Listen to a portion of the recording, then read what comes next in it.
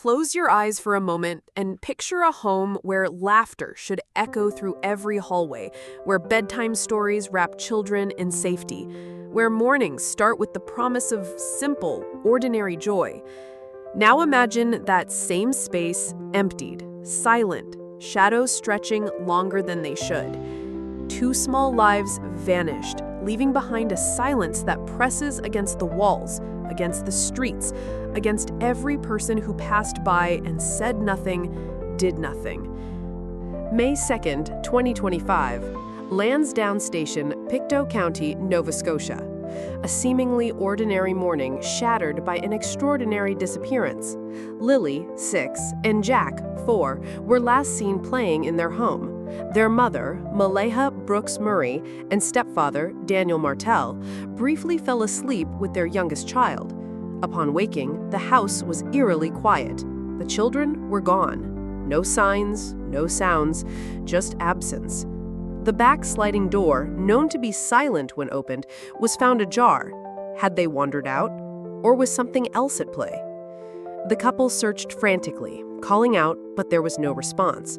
At 10 a.m., Malehya dialed 911. The search began. Over 160 searchers, including RCMP officers, volunteers, and specialized units, scoured the dense forests, fields, and nearby areas. Drones and canine units were deployed. A boot print was found, but it led to more questions than answers. Was it one of theirs or someone else's? The RCMP's Major Crime Unit took over the investigation, treating the case as suspicious. Interviews with at least 54 individuals were conducted, some undergoing polygraph tests. Hundreds of tips poured in, but none led to the children. The community rallied, but as days turned into weeks, hope began to wane. The search was scaled back, but the investigation continued. The RCMP remained committed, stating, "We're not packing up and we're not giving up." The family remained in the spotlight. Daniel Martel, deeply involved in the search, described Lilly and Jack as awesome kids. He noted Jack's love for bugs and dinosaurs, and how Lilly, fond of girly things, often followed her brother's lead. He said, "They're like best friends, not just brother and sister." But as the investigation deepened, new information emerged. Court documents revealed details about the family's circumstances, financial struggles, a pending Child Protective Services investigation, and reports of black eyes raised more questions. Were these signs of a troubled home life, or were they unrelated to the children's disappearance?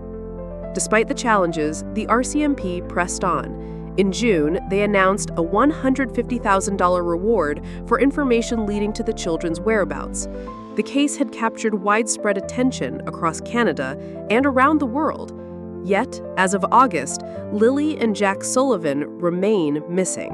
People talk about tragedy as if it belongs somewhere else, as if it happens far from their kitchen tables, their front doors, their neighborhood sidewalks. But tragedy has no address.